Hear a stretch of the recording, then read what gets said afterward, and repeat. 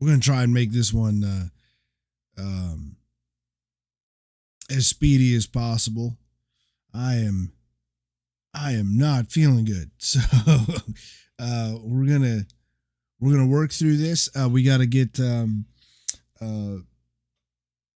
we've got another cut weekend coming up this weekend. Another home game. Got a lot of stuff going on. So we've just got Chief Cut posted today up on dion-c.me. Chief Cut is up there. Cut class will be up tomorrow morning. Again, dion-c.me. And we will try and get these photos up before second cut this weekend. So to that end, we've got 1,391 photos from an epic first cut. God, it was big. There was a lot of folks there. A lot of motivated Aggies. It was good. It was very good.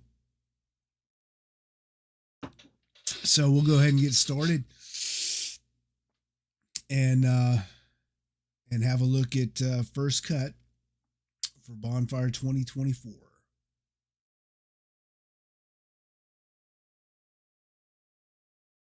We start this time, if you'll recall, for Chief Cut, I made it all the way out there and realized that I had forgotten my camera batteries, and so I had to turn around and come back and then go back out there, and work had already started. Well, this time I was able to get there before work started. That was it was nice. It's a great way to start the day on time. Now, on the way out to the site, on that last road to go into the site, it was an adventure getting in. There were so many cars, and I didn't take photos of that because I was in the middle of trying to help deal with that. There were just so many cars. And I mean, filled up the entire road all the way out to OSR. There's a lot of Aggies heading out there, so that was great to see. And this is shortly after I get in. Pardon me. Shortly after I get in, and the juniors walking to make their call for yellow pots and butt pots. So I made it just in time, really, to get this. It's good to see. Good to see 6 juniors. That's great. And here you see the yellow pots and butt pots in the background. Let's see what kind of detail we have here. See the yellow pots and butt pots in the background waiting to hear the call. And this is always a fun shot. Always like this one.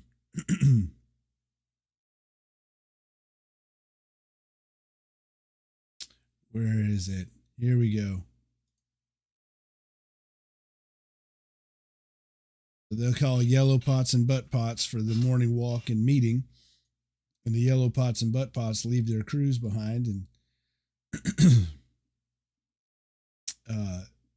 come running to the juniors, who will take everybody on a tour of the woods, outline the expectations of the day, and then cut people loose to their crews, tell them go get your crews and get into the woods. So it's a fun little moment in the mornings. And up until Chief Cut, no, not Chief Cut, Dress Log Cut.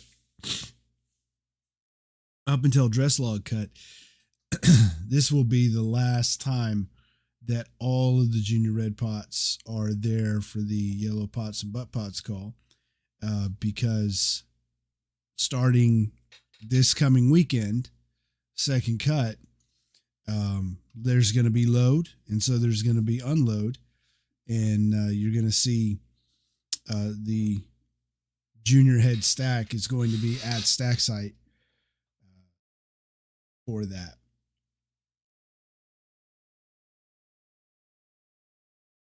Unless these guys want to get crazy and have the junior head stack start at cut site and then drive to stack site, but that's usually not how it works. So here they are meeting on the path there. And this is just going to be your yellow pots and your regimental butt pots that take this tour of the woods. You've got other crews that don't have yellow pots for each of the individual core outfits. Uh-oh.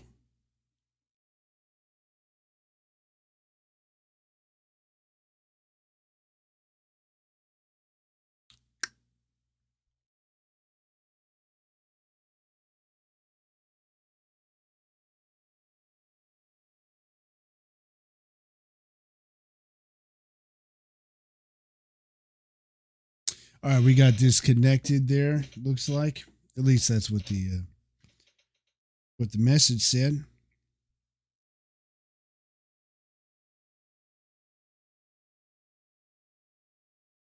All right, so we're back. So yeah. Each of the crews is gonna, each of the core outfits is gonna have their own butt pots, but for the morning tour meeting, you're just gonna have the regimental butt pots. Those are the butt pots over the butt pots in the core, and then your yellow pots. And so they'll walk off into the woods. In the meantime, I head out and go get that photo of red pot log that I had tried to get the week before. It was actually going to take the photo of this the week before that I realized that I didn't have my freaking battery. I pulled the camera up and the sun was hitting it just right. And it's a beautiful red pot log. There you see the rest of the canopy for it. And I went to take that photo and nothing happened. And yeah. So at least we got it this time. Light wasn't so good this time, but that's all right. This log here, this area over here used to be load site. And so what is now the red pot log was the Fort Walton for Walton to hang out under for load. I guess that was 4 years ago when this was one of the previous times this was a cut site.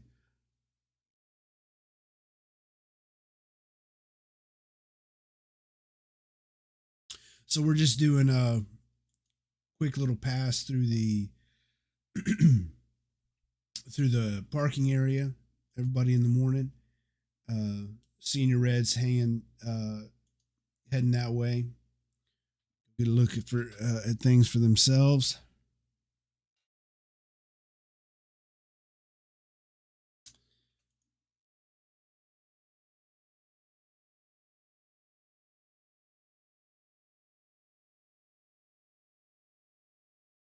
A lot of core outfits, and we talked about this. Here's E2. Great to see E2 out there, the mascot company. We talked about this last week. How many butt pots? That's the core outfit level bonfire leaders. How many of them we saw at Chief Cut, and what that could conceivably turn into as far as the number of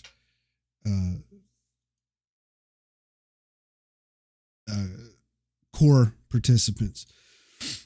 If you have that many butt pots and core level leaders, then what is your total number of participants going to look like. We're going to see. It is what we suspected it would be. A lot.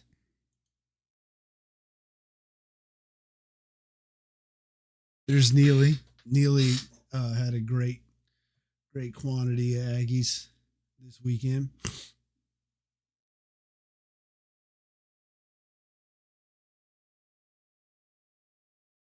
Looks like their recruiting efforts have been going well.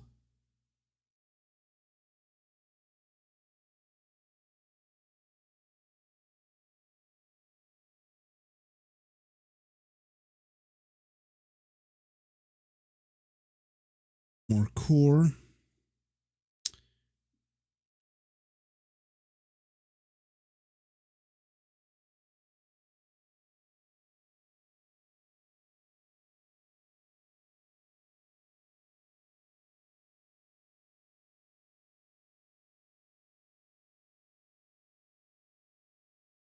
Go.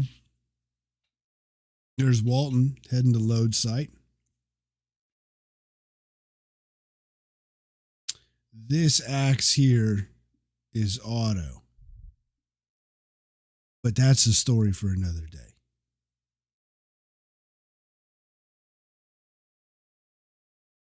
I carried auto. When was that? 22 years ago, I carried auto. So that was fun. That was a fun thing. The axe handle is different, but the axe head has been passed down. Like I say, though, it's a story for another day. It's a good one, though. So this tree should look familiar. I don't think we were doing. No, I think we were doing the live streams of reviewing photos. We were doing live streams of reviewing photos here. And so, and of course, go to the website, dion-c.me, and you'll find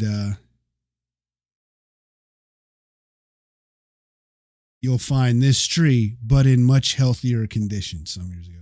Howdy, Ty. Hey, I didn't answer your question, Ty, but the answer to your question is yes. That's all I'm going to say about that. So, this tree is obviously not going to make it. In fact, it didn't make it. At some point in the last few years, it stopped making it. It's been rough out there. All around here, it's been rough. And post oaks can get very used to their situation, and when their situation changes, they'll just die. That's not uncommon for post oaks. And so these post oaks are all crammed into too little space for post oaks. And then you come in and you clear out trees and bring it closer to the grassland that it should be.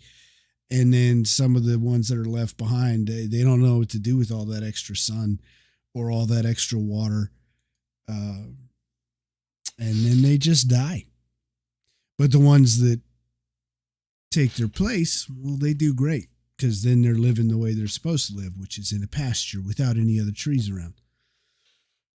So, and in this property, especially having been gone for a couple of years, you can move around and you can see that there were trees that were untouched.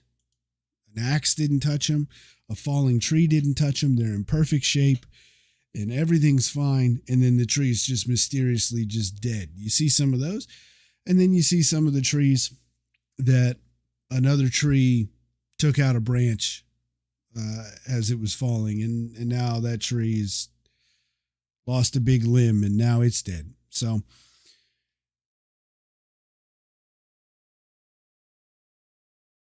it's interesting. Post oaks are wonderful trees. I think they're probably one of my favorite trees, post oaks. And and I'm into woodworking when I'm not working or bonfire working, and I'm a big fan of trees and what you can do with them. And I just like the post oak. But it is really interesting to watch what a fragile a tree so tough can be. And that tree was doing fine, and then it just sometime in the last couple years decided um,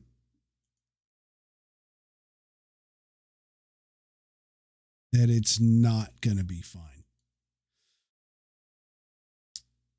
So here I'm trying to get, and I'm going back and forth through this through this tall grass, trying to get the perspective, a reasonable representation of the number of people that are coming in, and then running back, and if there's like a big group of people together, because you shoot it here and then you kind of condense the people and you get a better idea of how many people there are. But then when you get a big group of people together, try to run back out into the pasture and see if you can get a picture of that. That does a fair job of representing it. But the crews do spread apart on their way in, and then, so it was a lot of back and forth, back and forth. Poor Ace. Oh, man. It was his idea to come out. It's something he really wanted to do. And once again, heading out in the morning, and then he's not going to let me go without him. But he might have been regretting that request out in that tall grass in the morning.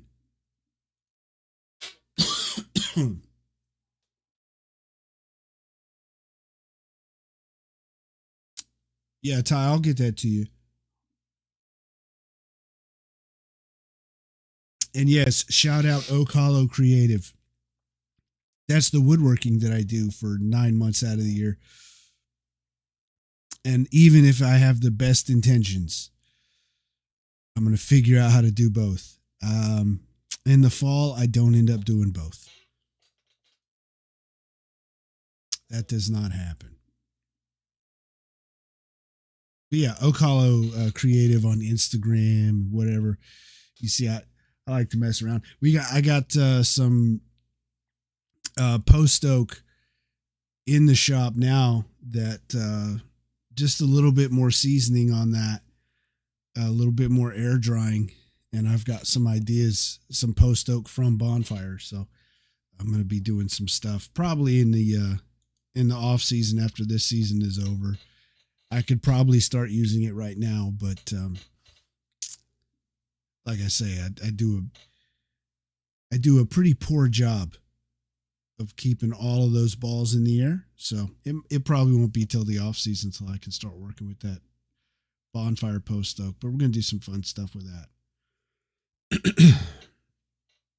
I also have some Bodark out front. Just a little length of Bodark that we took last year. Bodark is that Osage orange. That's a cool native Texas tree. And it's the damnedest thing when you cut one of those trees. And this is everybody coming out to load site for the first cut class. For anybody who didn't make cut class on campus. Part with their monstrous axe box. But yeah, Bodark is this gnarly native Texas tree. In fact, I was reading something the other day that said that it was effectively just a Texas tree when settlers first arrived, and it has since spread, but it has got the highest BTU, highest heat output of any burning log. Allegedly, this is all allegedly, the highest BTU output of any burning wood in the United States. It is very hard, very dense. And when you cut into one, if you don't know what you're doing and you're just cutting trees and you're into the woods and you come across a Bodark and you start cutting on it in Bonfire, the way it works is you set a wedge, you start the cut on the tree, you have to finish it, period. no leaving behind any trees at all that have even just a dent in them.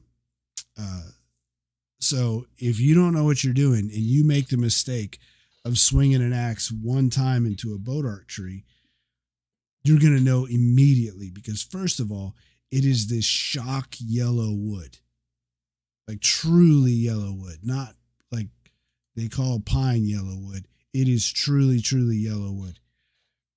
And it is hard as hell, especially when you hit it with an axe. And so I've seen it a few times before.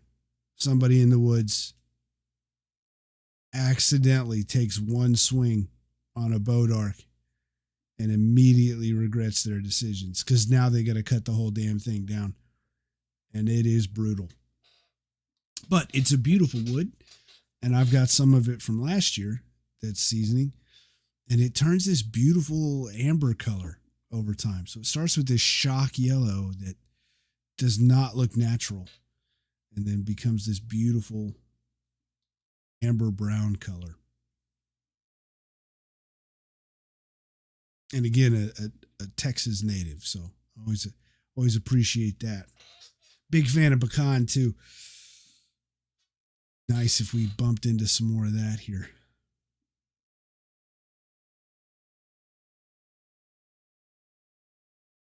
The red pot log, and this is just all the junior red pots. You know, we kind of seen this scene before in cut class on campus. This is all the leadership introducing themselves. Introducing to the assembled bonfire there. Here's who your leaders are. Here's what you can expect input to sound like from these people versus these people, and etc. So again, I'm doing my best to kind of move around the crowd and get some kind of photo that represents just how many people there are. But returning to the subject of wonderful Texas native woods, this site here, the red pot log in 2020, the one that they presented a slice of that red pot log to Coach Fisher, to Jimbo, with the help of Jackie Sherrill, getting that set up. That red pot log that year was an elm, big old elm. I mean, massive elm. And it was sort of down where a creek bed was running, which makes sense. And so I talked to a buddy about it, because just what was left of that red pot log. They take the log portion out, and then they take the log portion out of that. There's more what I'm looking for right there. I think I used this one for the feature photo.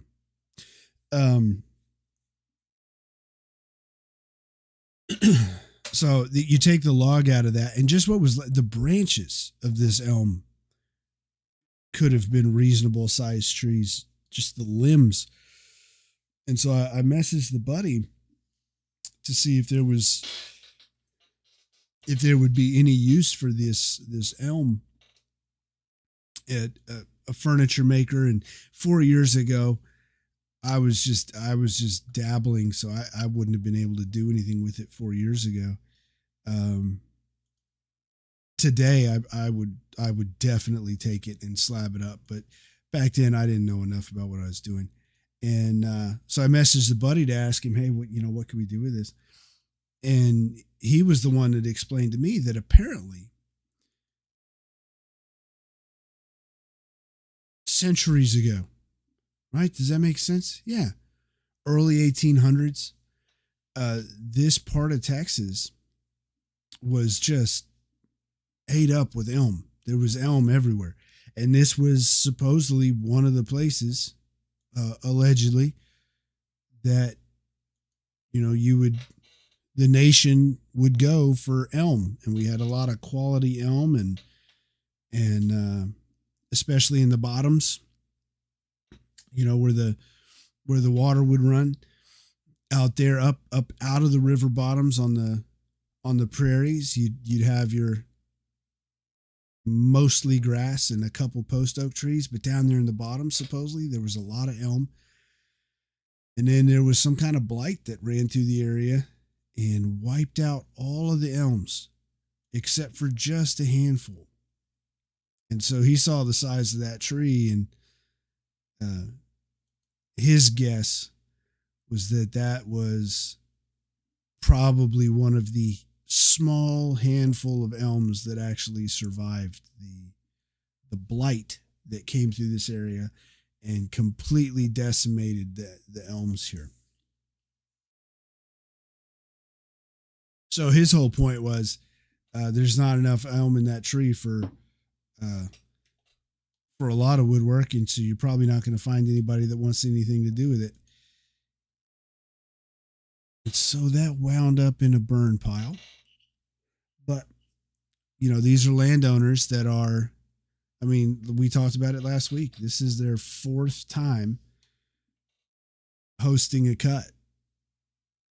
They are very deliberately, very artfully, very intentionally working through their property section at a time. Every time Bonfire cuts out here, there's a little bit more land, a different spot that's been opened up for them to get into. And again, we're looking at stuff. This is the on-site cut class, which is mostly the same as a cut class, as the cut class that we reviewed at Rudder. So the same stuff is happening. Introductions, rules, you will not do this, etc. And then into the basic techniques. We saw him mock swinging on a tree. We talked about, we saw him describing a fall path, get out of my fall path. And now we're teaching people how to swamp a log. You know the other word for swamping a log.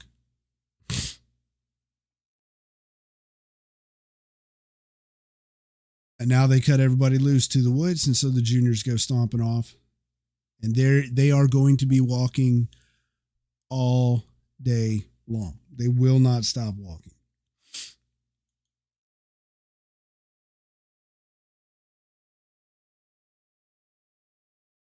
So I feel like I did a fair bit of walking on Sunday. Honestly, I have not felt well since Sunday. So I assumed that I just got some kind of heat exhaustion or something out there. Starting about yesterday, I began to wonder if it was something else. But I definitely wore myself out there. And I had the luxury of stopping in the shade. And if there was a cool breeze, just standing there in the breeze and enjoying the breeze. There's a pelt hall. They're heading out to their woods with their water. There was a big emphasis on bring a bunch of water. It was so hot at Chief Cut. There was all of the medics. Bonfire got first aid training, and then they got accident prevention training. It's a great partnership with St. Joseph's that I'm really happy that they get to be a part of. And in that whole spirit of injury prevention and first aid, there was a huge emphasis on bring a ton of water. Because for anybody who's not local, I always love these shots of pots walking into the woods. But for anybody who's not local or who only came into town for the game last weekend or whatever, this has been a really, really, really mild summer. I think you could probably count on one hand the number of times that the actual temperature, not the heat index, but the actual thermometer read 100 plus degrees. Um, Last summer, the thermometer outside my shop hit 108, 109. Up the street, they got to 112. Haven't seen anything like that this summer. And then all of a sudden for Chief Cut, it got wicked hot for a couple days.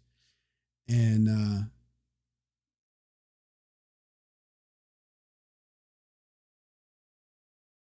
horns down. Love that.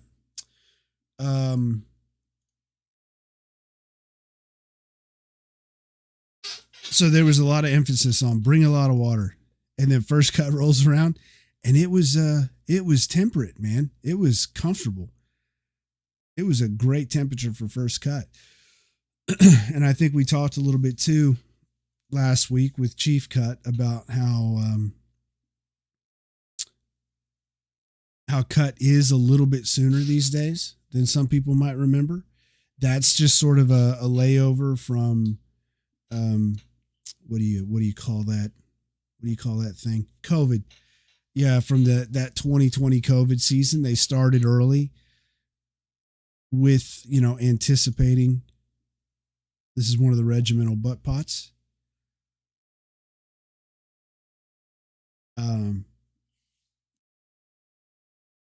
That's a little fuzzy. That's fuzzier. There. That's better.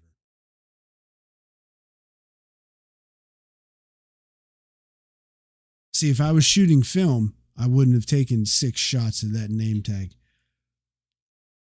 But digital, that one of the advantages of digital. You can try a bunch. Data is cheap. So where were we? Yeah. So cut starts a little bit sooner. We talked about it last week. One of the, in 2020, they did that, anticipating quarantines and other protocols, COVID protocols, possibly slowing things up. And in anticipation of that possibly coming at the worst possible time, they started early so that they could afford to, continue to stick to their protocols and behave responsibly and do what they said they were going to do, and not lose time. So they started early, but the effects of starting early were so useful that they've kept it up. They continue to start early. It helped in particular with recruitment, because what we found was that if you give Bonfire as an option at the beginning of the season, you're going to catch people who would want to do Bonfire, but maybe they would fall in with some other activity if you started it later. And on top of that, you've got more time. But the trade-off on that is that typically it stays really hot, sometimes all the way through September. And this year is just shaping up. Hopefully this is a harbinger of great things to come. But this year being such a mild summer, it was, Chief Cut was hot. Then this last weekend, first cut, the first time you have everybody out to the woods, excuse me, it wasn't that bad. And then this coming up weekend, on Sunday, it's forecast to start the day at 68 degrees. And according to some of the models, might not even hit 90. So a welcome change of pace. There's Leggett. Their tradition when cutting down a tree, take a bump of a pixie stick, a blue pixie stick, off of your stump if you're the one that killed a tree, and throw up the Leggett Lady L's.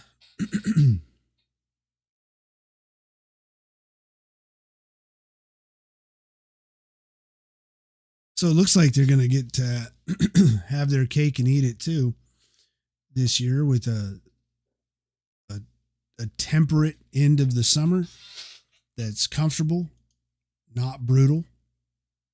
Still not easy. Some parts of the country would consider it really hot, but down here, it's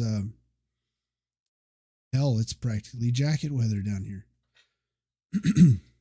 More in the Leggett Woods there. But back to the whole thing. So it's been temperate, but then again, I'm not as young as I used to be, so I'll take some shade when I can get it. And if I get it and there's a breeze, I'm going to stop moving.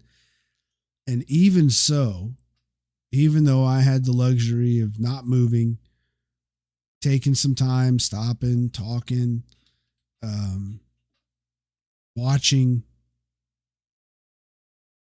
just soaking it all in, whatever. I still walked over 6 miles on Sunday. And so you picture that those juniors who barely stop moving, and they are walking all the time, the whole day.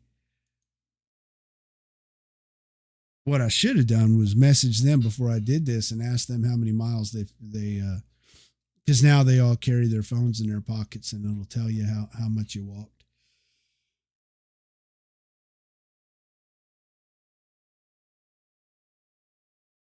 They had to have walked at least twice how far I walked. Then meanwhile, you've got the brown pots who, they're not walking as far. There's enough brown pots in most years, and this year especially, where you can kind of localize them.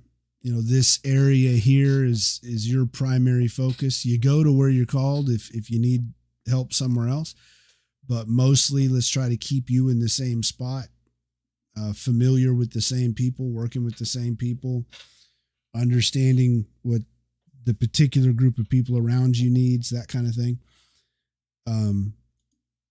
But they're still moving around, and their trade-off is, they get to stop more often. But when they're moving around, they're carrying a motor axe. Kruger Woods.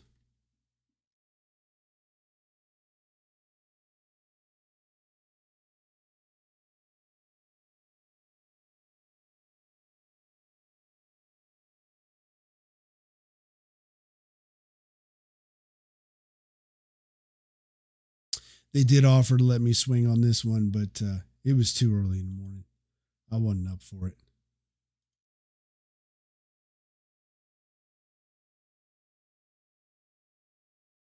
One of the seniors roaming the woods came across brown pots trying to untangle a chain. Dead brown pot, current brown pot. Trying to untangle a chain. In my experience with untangling chains, it's not as much fun or as easy as it looks. So what I've found, if you ever find yourself in a situation where you've got a chain wound back on itself like this with these mysterious loops that come out of nowhere, in my experience, the surefire way to, here's a pro tip for you. The surefire way to get loops out of a chain, get a chain untangled and ready to throw back on the saw again. This works for me every single time. What you do is you take the chain and then you patiently, deliberately, thoughtfully try and untangle it, and be sure and put a lot of thought into it, and think about and look at it and really study it while you're working on it, and really take your time on trying to figure that out. Here we're in OC Woods, cutting on a pretty big one there. This is the very back of OC Woods, and this tree is going to end up falling into the tractor path, which is going to make it, for as big a tree as this is, this was a great setup because it basically lands the tree pretty much right on top of a skid. So you're not looking at a whole lot of movement after you get that tree down. But yeah, really take your time with it. Right, that's step one. Really invest a lot of time in trying to figure it out. And then a little underexposed here. Lechner Woods. And then after you've put a lot of thought into it, then what you need to do is lose your patience and just start shaking it. And again, this is my surefire works every single time. You have to do all of these steps and you will get the chain untangled every single time. So at a certain point, you've really got to invest the time on being patient and deliberate with it. Then get impatient and just start shaking the hell out of it. Just slapping it around everywhere. And do that until you cut your finger. And then give up. Give up and just get really angry and throw the chain on the ground. And then when it lands on the ground, it will be instantly completely untangled. So, but you've got to navigate all of those steps. That is the only way I've ever been able to untangle the chain, is by following all of those steps. It's about a 10-15 minute process, but it's guaranteed success. Patience, deliberation. Here's Lechner down swinging, opening up a path there. But patience, deliberation, thoughtfulness, transitioning to impatience, transitioning to a likely flesh wound to a finger, transitioning to anger and giving up, and then the chain will magically untangle. So, pro tip. Hope that helps.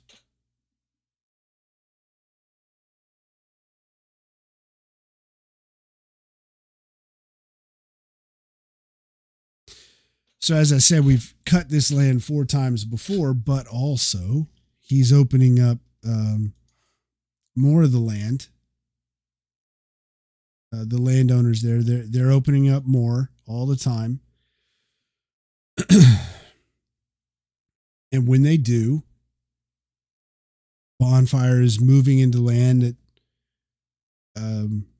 is like the land was the first time they came out there. So it was good for everybody that they were able to come out and immediately start cutting in a lot of cases. I mean, we saw here, what time is it now?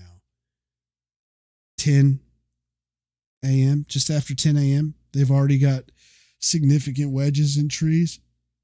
At this point, I've already heard a couple trees come down. Here he is. This is my fall path. Please stay out of my fall path, or some variation of that. So I've already heard some trees starting to come down. So they were able to get a start, but then at the same time, you've also got people doing like what we saw from Lechner there, where they are still also having to get after the brush.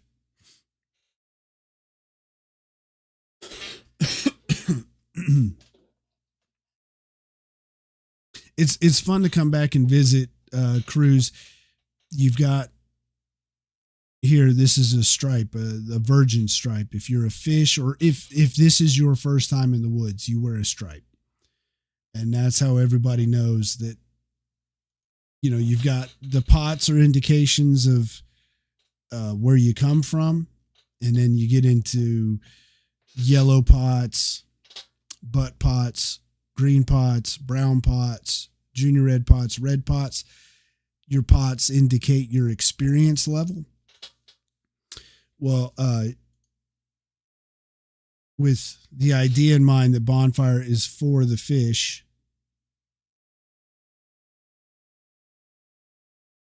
you've also got the stripes, which distinguish, all right, this is somebody who this is their first time in the woods.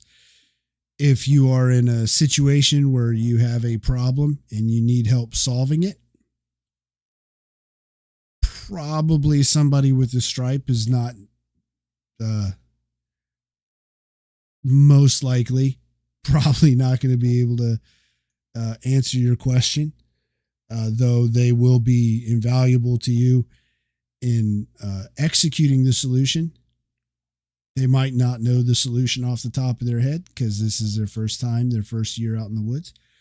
But it also gives you a reminder, too, of, when you see somebody with the stripe, this is somebody who this bonfire is for. Here's, we're back in the core woods. This is the band. Again, doing the thing you have to do, clear and brush. Not fun, but it has to happen.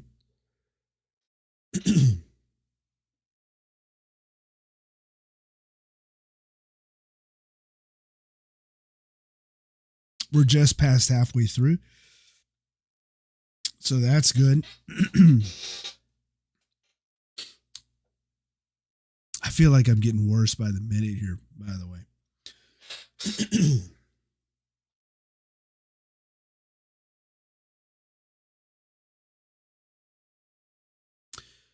So we're deciding here where the back wedge is going to be. You start with the front wedge. You make that a good way through. Then you start the back wedge, and then the tree will fall away from you as you're finishing it. There's the core pulling out one of the logs they just cut. That looks like this is exclusively E2 on this.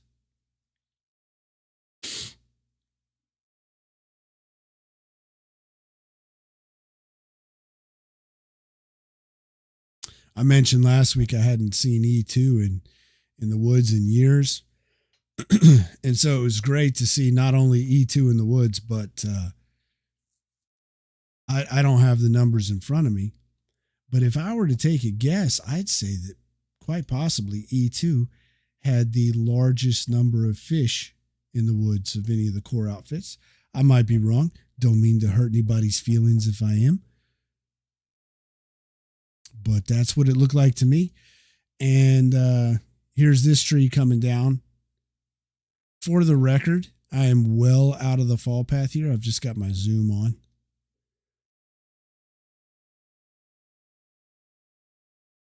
So I've come in tight on that.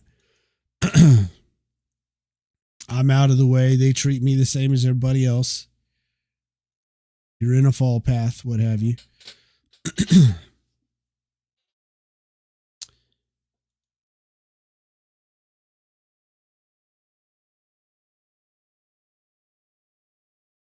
Here we go.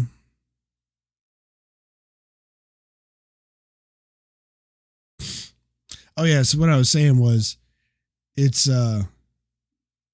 nice to come back and visit, and you see somebody with the virgin stripe swinging on a tree, and then you could tell from the way people are talking to him and what they're talking to him about, and the tips and advice people are giving him.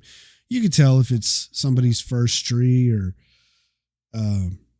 they're still just getting the hang of it. And it's always fun to come back in and check in on those stripes and watch the progression throughout the season as they steadily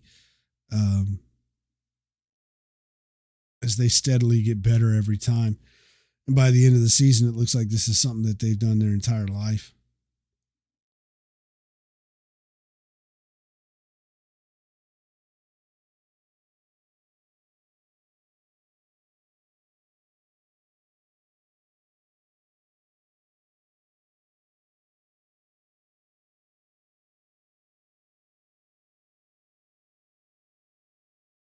So you see the names on the pot here. This is, these are the names of all of the 12 from 99. We've talked about it before. Nobody goes in there and says, hey, you will do this with your pot. This is just what people choose to do. So these young Aggies at this point, many of them, if not, well, at this point, all of them. At this point, 100% of the Aggies who are building Bonfire were not born in 99. And yet they remember, which is that's very motivating to see, and it's inspiring, and it's admirable. They would continue to, make this work about that memory in the right ways, because it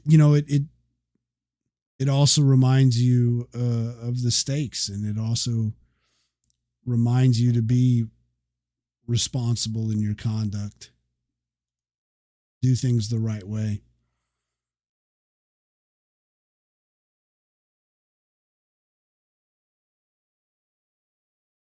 Looks like I got a few out of this one. The light was just right. We saw it was a little bit of an overcast day, so it's hard to get the kind of light that I like for doing shots like this, but there was just enough light on this one, and this was in just the right place that I was able to get the light on the wedges the way I wanted to. There we go.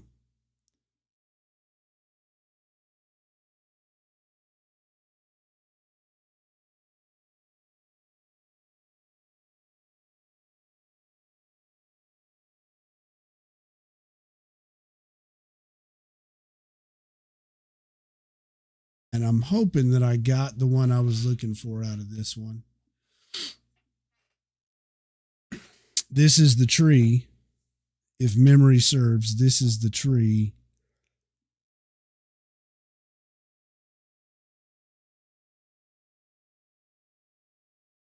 Something, everybody's learning something. Somebody with a virgin stripe is learning how to swing an axe. Well, the crew chiefs, yellow pots, butt pots,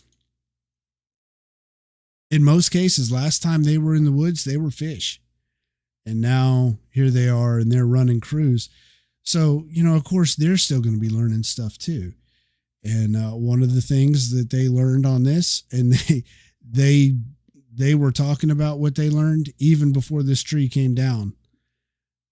This wedge, this back wedge, is a little high versus this front wedge. If it was a little bit lower, then this tree would have been down before. But in this case, it turned out that maybe it was for the best that it took a little bit longer so that I could get there. Hopefully it paid off. There was a while there where the internal policy was to not swing on the tree once it started to break free. That's not the way it was when I was doing it. And then for a while, that's what it became. And I could give advice and input and perspective or whatever, but they're experiencing something and they're experiencing things, and it's their show. And, so they don't have to take my input. And so for a while there, they stopped swinging on the trees when it first broke free and started to fall. And then in recent years, they went back to keep swinging on the tree until it's down, with the idea being, the thinking for a while was stop swinging on it so you can get away from it in case the tree does something weird. Well, what they found was the trees did more weird things if you just walked away from them when they finally did crack and start to go. You would sit there. If you backed off of it, it had a higher likelihood of not completely breaking free of the stump. And so then you would end up with a tree that was hung up on the stump, and they were more and more and more having to go and downswing on a tree that was stuck on the stump and tie ropes to it and pull them off and all that kind of stuff. So now you're getting into, just one of the counterintuitive situations where just hang in there, swing on the tree while it's falling, and you actually create a safer situation because you are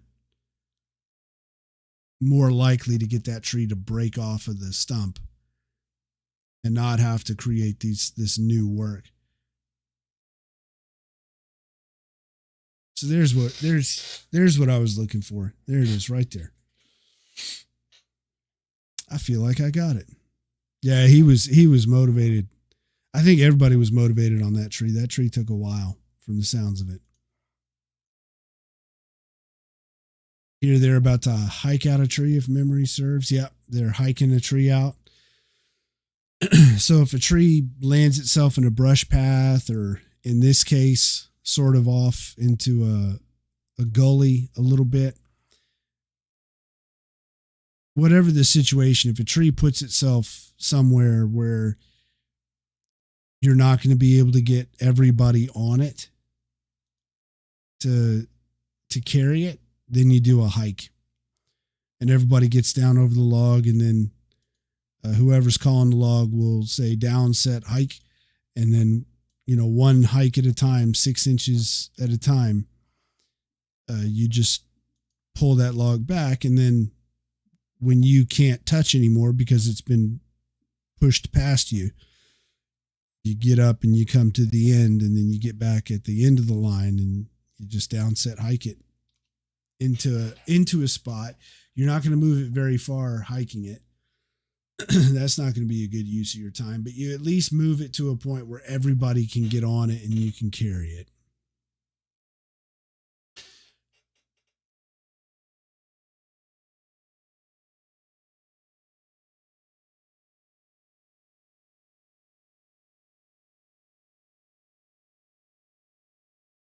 Now, this is a different tree. This is the tree that we started in these woods at.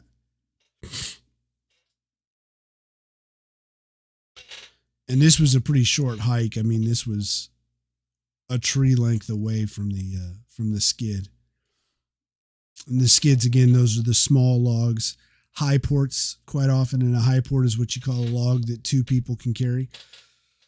It's a smaller coffee can size log. And you put those perpendicular or parallel to the tractor path, and then you lay the logs on top of them perpendicular. Put the stumps on the skid, and then doing it like that gets them up off the ground enough where you can get a chain up underneath them, and then pull the logs up the tractor paths to load site. We are going to see a little bit of load site today. Here we're back in Heart Woods.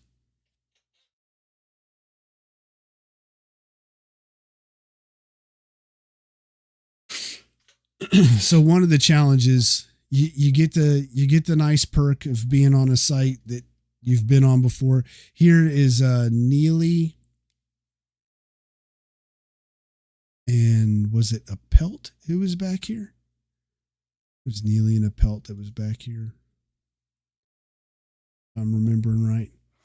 But one of the perks of being on a site that you've been on before is you have tractor pass already. You've got, woods already. You might get some vines and brush growing back in up over it. In this case, you're going to have a lot more of it because it's been a couple years. But one of the trade-offs is you can have dead material around. And we talked about that, some of the oak trees that just die because their environment has changed enough to throw them off. Or 2, 3, 4, 5, 6 years ago, a tree that you cut landed into another tree and broke off enough limbs that tree decided it was going to go ahead and die. And then you got leftovers from turning trees into logs. So your trade-off of being in some woods is, you get the tractor pass and all that stuff, but you've also got dead material that Bonfire doesn't use. So Bonfire doesn't use dead trees. Trees got to be healthy, vital, You're not going to cut down a tree that's got dead leaves on it.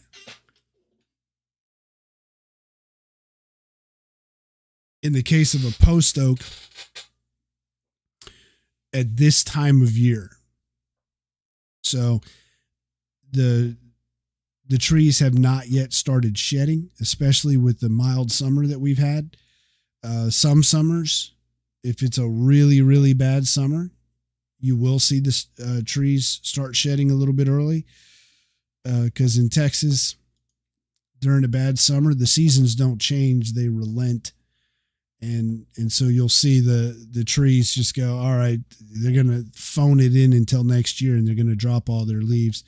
They might do that a little bit early, but especially with a temperate summer that like we've had, if you see a tree, post oak, which is supposed to shed its leaves once a year, if you see one with brown leaves on it, then it most likely died in the spring. So after it first put leaves out, it most likely died. And some of them, if the tree dies before it sheds the leaves, sometimes you'll see those trees where they've held on to those dead leaves for over an entire year. So it might not be this last spring that it died. It might be the spring or summer before. All of which to say, when you're going in there and you're picking out trees, and when you're dealing with post oaks, which should at this point of year have green leaves on them, especially when it's not been that hot and all the trees are still hanging in there and doing well. If you see any with brown leaves on it, well, then that tree is most likely out. Most likely not going to mess with that. So throughout the day, the crew chiefs are going to be tasked with keeping up with how many logs. You see the skid here. They're going to be tasked with keeping a accurate live count of all their logs. And then when the juniors come through, they're going to be expected to report to the juniors how many logs that they've done. Came across head stack out here, down swinging on a log, tucked way back into the woods. And so this was one of those deals. This was a big tree. It was going to take all of the meat of all the crews around to get it out. And so it was just kind of determined, let the crews keep working. And the yellow pot and the head stack took it on themselves to downswing and turn that tree into a log and let everybody else keep working where they were working.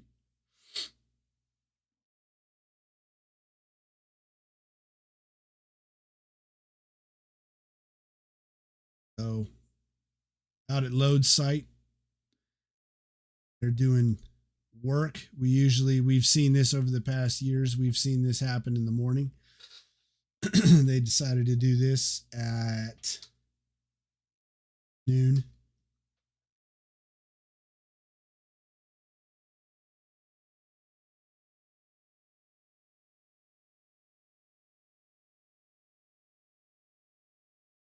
J ramp. So Walton is a ramp dorm, just like Hart, one of the oldest dorms on campus.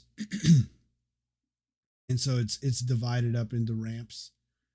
And so, the dorm's got its own identity, but then within the dorm, that's one of the great things about the ramp style dorms is that the ramps also have their own identities. Here's Ace getting a drink.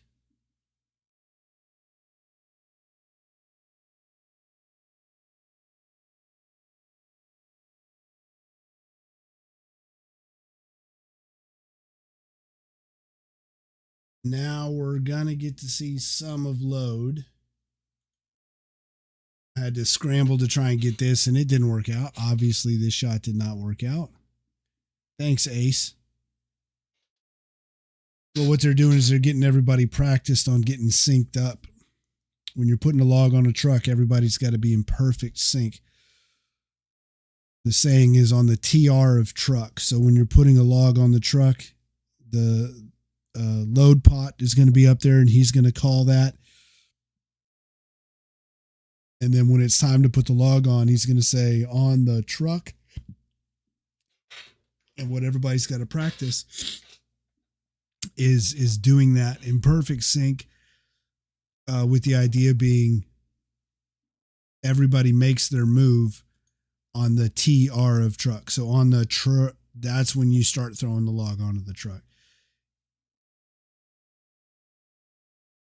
Just a good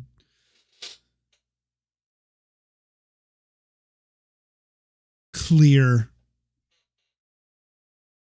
like that old on 3. So do we do it on 3 or after 3? Well, this clears it up on the truck, on the TR of truck. And so here they're putting basers on.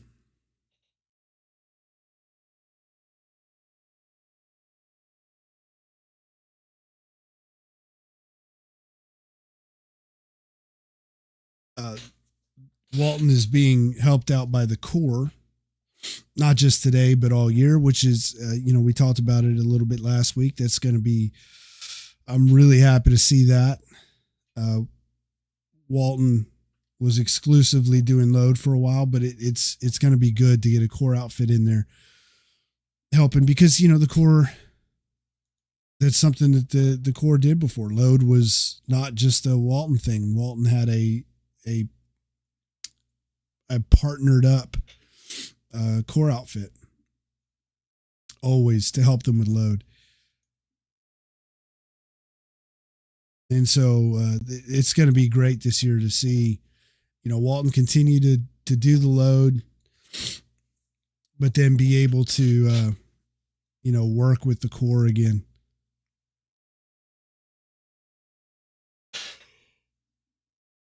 This whole army. So this was a big one. And what usually happens is on the first cut, that's the 0th load. Generally there's not going to be a truck loaded on first cut, because there's generally not going to be enough logs to merit loading a truck. And then Walton's going to be getting their site ready. Well, because they've been at this site before, it was easier to get load sites set up. And because of how big Chief Cut was, they did have a number of logs on there. And there we go, getting the log onto the truck.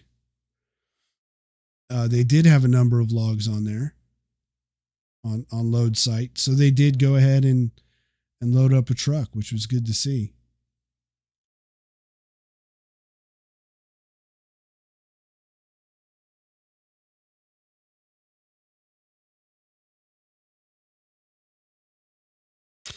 It was also good to see on this log, the band was going back to the woods. And so one of the people that was, the band was walking by and they had that big log to do. And so then they called the band over and said, hey, come help with this log. And so one of the people among that group of Aggie bandsmen who were heading back to their woods to cut, that was asked to come over here and help load this massive log, was the son of a guy I loaded trucks with. Walton guy, Tony. So Tony's boy got to load a big friggin' log, and that was cool.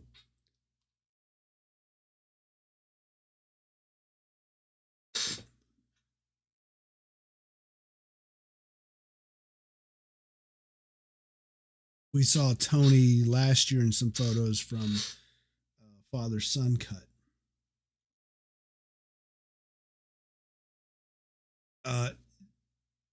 Here is something I was looking for all freaking day. I try really hard to get everybody who's out in the woods get every crew represented. And I spent the entire freeing day trying to find FHK from pretty much the moment I walked into the woods. All right, where's FHK? And I walked all the frick over this entire place. And only now did I find them. Pretty much the end of the day at this point.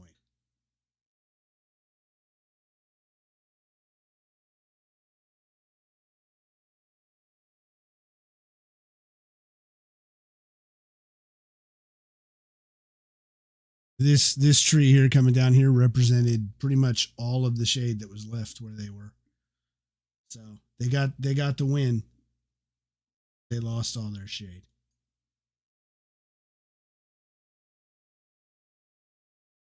First tree, gotta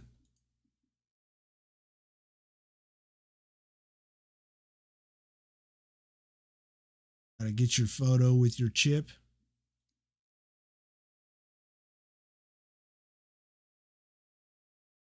And we are down to like the last 100 here.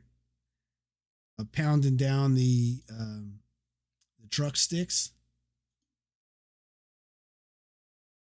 So the truck sticks here.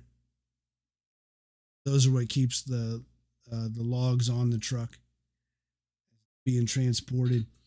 We'll try and make the time to go to unload at Stack Site this coming up weekend.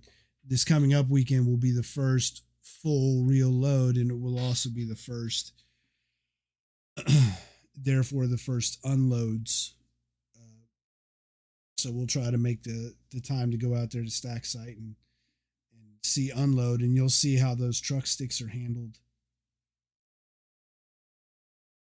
when you're unloading the truck there at Stack Site.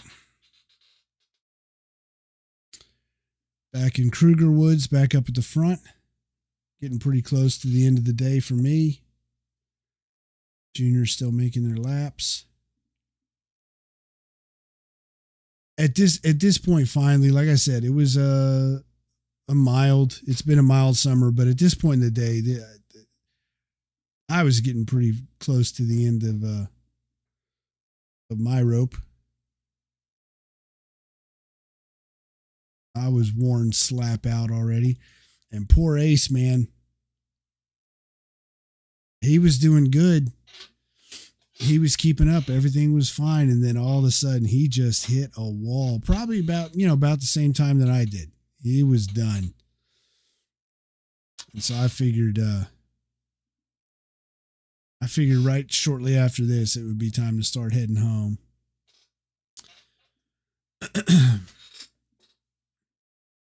We got some more of Kruger. Aston was back here.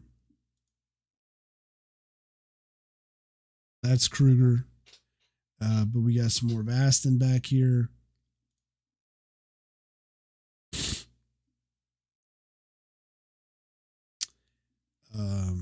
Might have got a little bit more of Neely before we left. Schumacher was back here.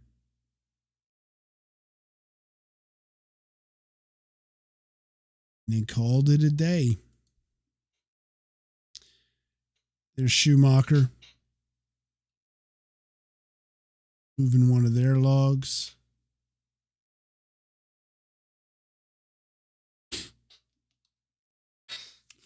It's logs like this that can be the most deceptive.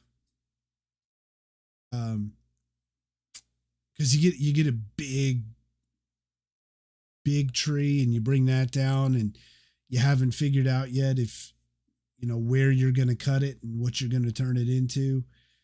So it's just a big long tree and it might have some crooks and bends in it or whatever, but that's still more real estate that you can fit people under, and then you can get a lot of people under the tree and get it moved. But a tree like this can be deceptive, especially towards the end of the day, because that's a pretty good size, but it's already been cut down, shortened, so you're not able to get as many people underneath it. So it looks like a small, medium-sized tree. But if you can't get that many people underneath it, well, then it becomes much harder than it looks. Especially at the end of the day.